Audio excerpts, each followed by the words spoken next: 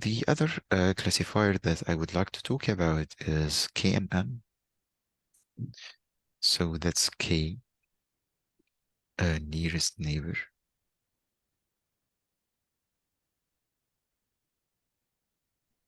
So actually, it's also coming, I think, from the name. It's very intuitive. So first of all, this is a nonlinear classifier,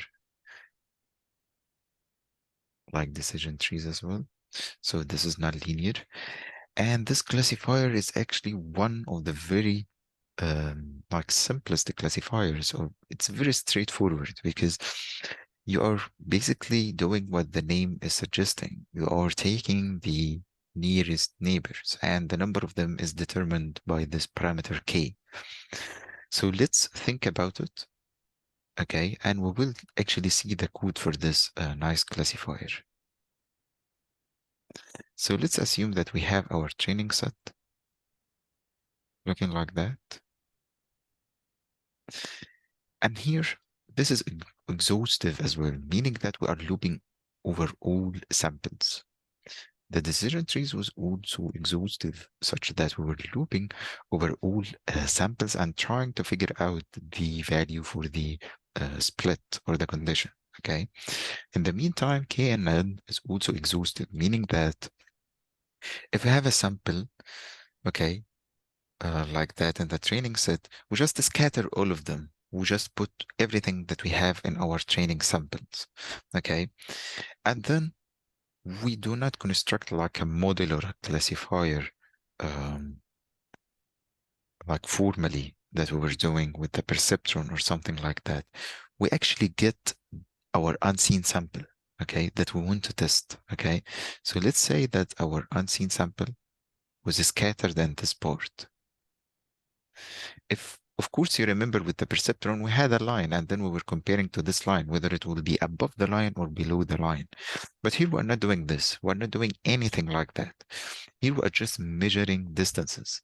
So we will be scattering the training set and the testing set, like the unseen samples. So here I'm just scattering this unseen sample. And now we are left wondering, how would we determine the true class or the predicted class for this unseen sample? And the solution is very easy. Just get the samples, okay, all the samples, get the distance from them, all of these distances, okay, and do this. Of course, I'm not plotting all the arrows because it will just be very difficult. So get all distances from every sample, okay, and just look at k of them. You will be sorting those distances, okay? And remember the name. We're trying to find the k nearest neighbors, okay? So we are measuring distances, and then the value of this unseen sample, the predicted value of it will be, let's say that we are considering here, let's say 6, just to go with what we are drawing here. So we have 6 neighbors, okay?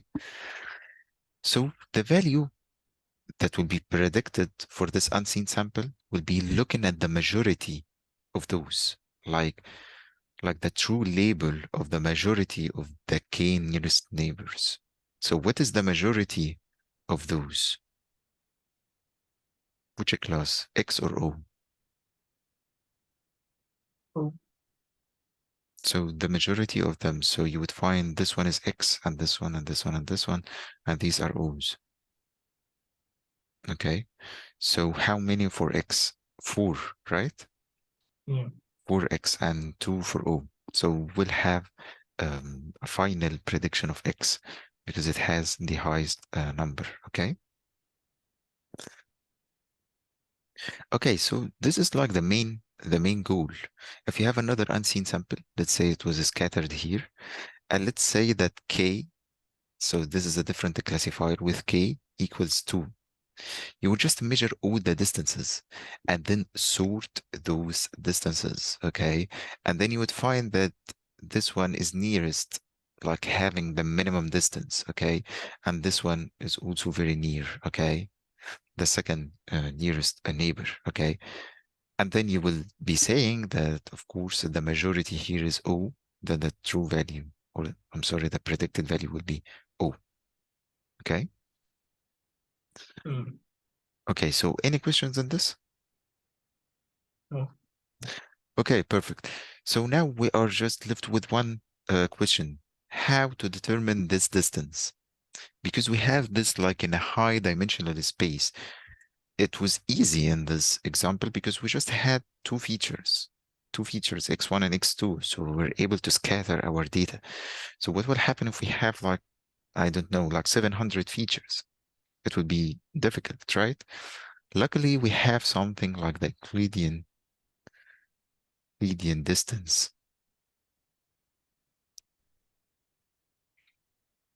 So we can very easily measure the distance between 2 points. So let's say that we have a point here and another point here, and we need to measure the Euclidean distance. The Euclidean distance is basically the shortest distance having a line between the two. So it would be something like this.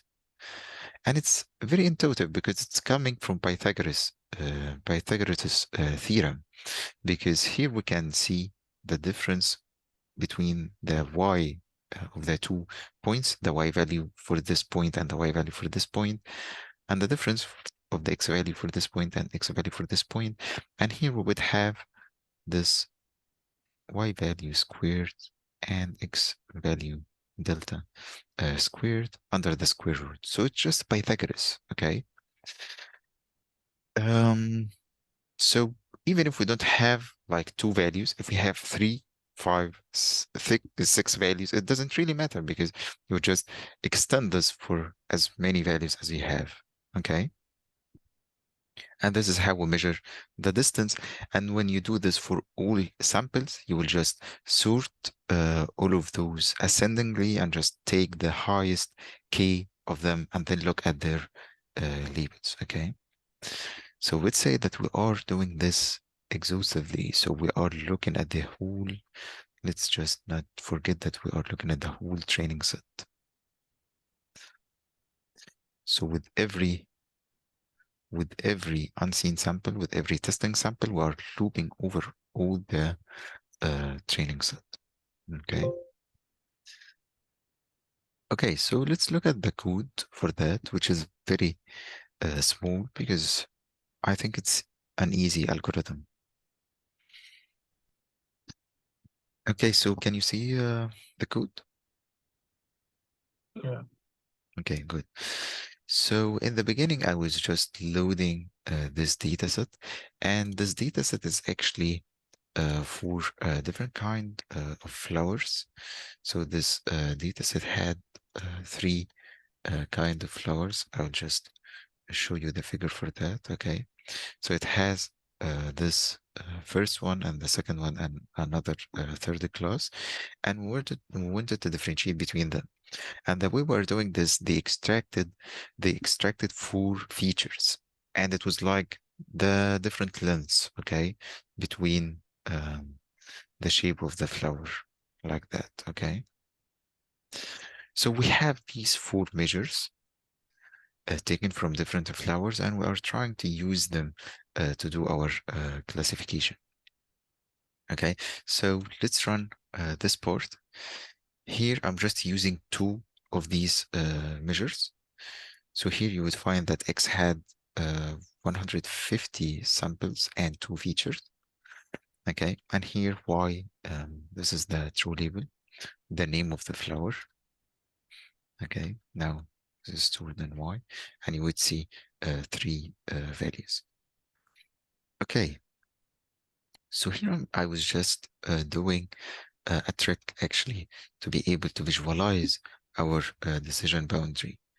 Okay, so if you remember in doing the same thing of visualizing the decision boundary of the line in something like a perceptron or other line, we had this equation.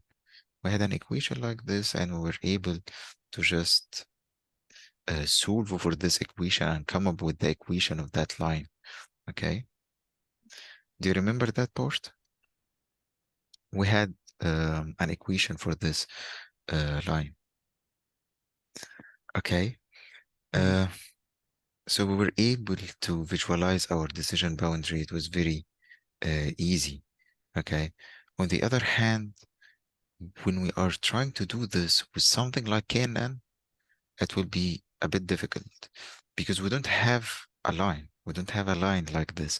A line will have a formal equation that we can use. But here we don't have a line. It's actually non-linear. So the decision boundary could be something like this. Okay.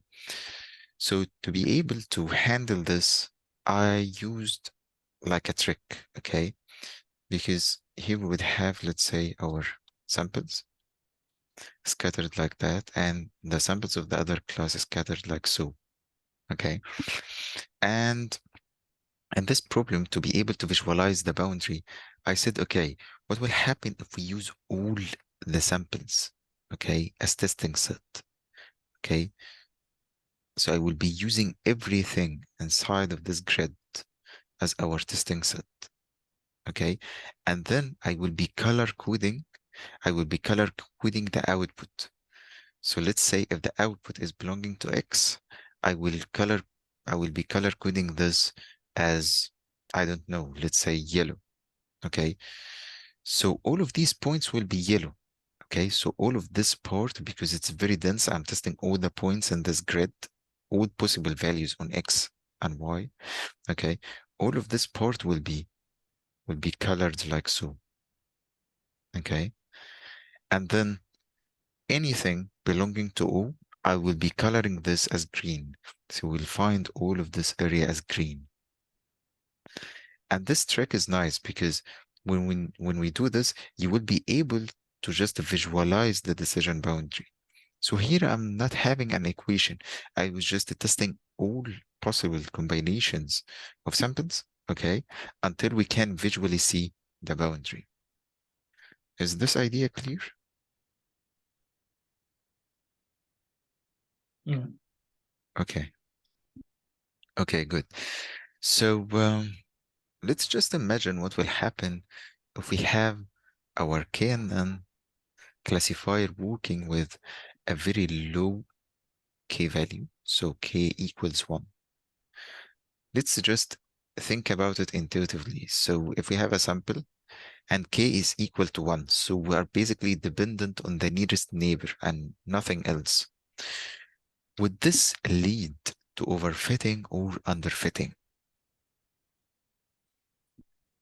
When we think about it, overfitting, when we have high variance, meaning that the predicted label would have a very high variation, okay, between different samples.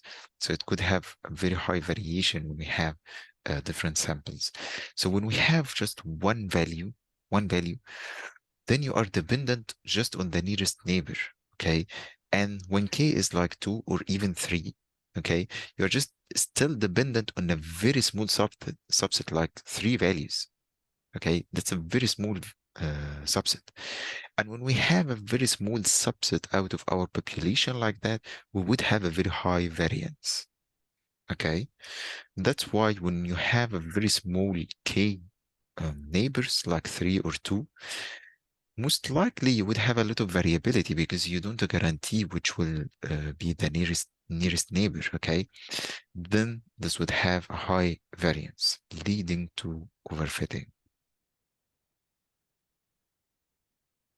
Okay, because we are dependent on a very small subset and we don't guarantee what is inside of that subset. Okay, and it's really a general rule. If you have a population and you have a very small sample size, then you will have a high variability because that's a small sample size is not really representative of the population. Okay. On the other hand, if we have k to be very high, something like 50, we would have almost something that is having an underfitting, or maybe something in between. And in between would mean that we have a regularization. Okay. So when we have overfitting with our KNN, when we increase the value of K, we are going to do regularization. And if you have really an extreme value, very high, then you will be under fitting. Okay. So any questions on that? No. Okay. So actually you can imagine this like taking k equals 70, which is basically, let's say that we have 70 is very high number. Okay. So if this unseen sample is here, and then you are looking at 70, it's almost like all the samples that we have here. So it's not really a good idea because you are looking at all samples and then you are taking the majority. It could be any one of them. So it's not really indicative of the actual position of that unseen sample. Okay. So, and if the classes are actually in balance and are balanced, so you would have um, 35 and 35 samples, and then you will be just assigning the value of the nearest neighbor, perhaps randomly. Okay. Okay, so let's look at the code. And here I stopped at this line because here that was the part I was explaining about having a grid covering all the possible values. So here I was just covering all possible values for between the minimum and maximum value for the first feature and the minimum and maximum for the second feature. So basically just to project this idea on what we were explaining here, what I am doing here, I'm creating different values on the grid. So here I had the x minimum value for x1, the first feature, and x maximum. And I'm just getting all the values. I'm getting many, many values. I'm just stepping by 0.01 between the minimum and maximum. So I'm getting a lot of values between them. And x min and x max for the second feature. So I'm getting a lot of points inside of here. And then I'm doing mesh grid. Mesh grid will just fill in all of these points. Okay. So right now we would have our unseen samples to be covering this whole grid port. Okay. And of course, this would give us many samples. So it's a very huge number of testing samples. Okay, so here I'm putting the name of the labels, the name of the flowers, and k equals 3. That's our parameter for the nearest neighbors. Okay, and here I'm putting scores, which is the majority of them. And then I'm looping over the test samples, and inside of that, I'm looping over the training samples. And the reason is that we need to calculate the distance between each of the training, each of the testing samples between all the training. So I'm taking each one of the testing and then looping over all the training, calculating the distances, and then I'm repeating this for all the different testing samples. Okay. So here I'm looping over the training and then calculating the distance as we said. So I'm taking delta, I'm taking the difference, and then squaring that and then taking the square root. So you would see that I'm taking the difference and then squaring that and then of course summing because we have different features, okay, and then taking the square root of that and then just aggregating those distances. So that's the distance for between like the first sample of the training set, and then after this loop we would be finishing all of our training set, have all our distances. Okay, and then I'm sorting the distances and getting the value and the ID, basically the index of this after the sorting. And then I'm comparing the labels, whether this, like I'm taking, of course, the first three from the IDs and then looking at their true label, whether it's equal to this name of the flower or the second one or the third one. Okay. I'm taking the summation of them. So the frequency that each one of them would equal this flower or this flower or that one. Okay. And then we have different votes. And then we just take the maximum of them, which is 2 belonging to the second flower. Okay. And inside of this score, I'm just putting its value with 1. So if we look at this score, the value of the second flower will be 1 because it had the highest voting. Okay, so is the main idea of this clear? Yeah. Okay, so right now we can just loop over all the samples. So I'm just letting them to run because it really takes a lot of time. So after doing that, we will visualize our decision boundary, which is not really a decision boundary. It's more like a grid looking at all possible values. So, okay, so I think it finished. Okay, that's good. So right now, I think you can see this figure, right? So here we have k equals 3, and we had 3 classes. And when we were testing with the whole grid, you would find that we would have a blue port and red port and green port representing the 3 different classes. Okay. And because we have k equals 3, this is not very smooth. So you would have a lot of variability. Okay. So you could be overfitting like these ports here. Okay. So what will happen if we increase the value of k? It should get smoother. Okay, so let's actually test this. So let's put this like, I don't know, 50 or something. And let's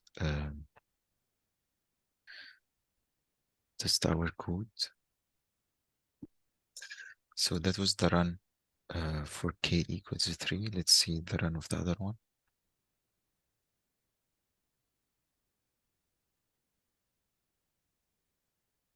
Okay, so it finished. So that's the second figure. And you would see that this one is much smoother, right? It's almost a line, correct? Okay, so this is almost like a regularization effect. Okay, when we increase the number of neighbors, but of course we don't want to increase this so high such that we are underfitting our data. Okay, so that's nice. And something is actually very nice that I can show you that this is actually a grid. So you can see that this is a continuous region, right? This blue port here. It's a continuous port, right? Like I'm just like coloring the whole area. But we said that this is a grid, correct? So we have a lot of points very close to each other. That's why it's appearing like an area, right? So if I actually maximize the screen, just maximize the screen, you would see the individual points inside of here. So let's actually do this because I think that's fun. So can you see the points now? Okay. So these are the points that we were using. So when you have a smaller step, not 0.01, if we have even a smaller step, we'll be increasing the number of these points and we will have like a tighter area and they will be very close to each other.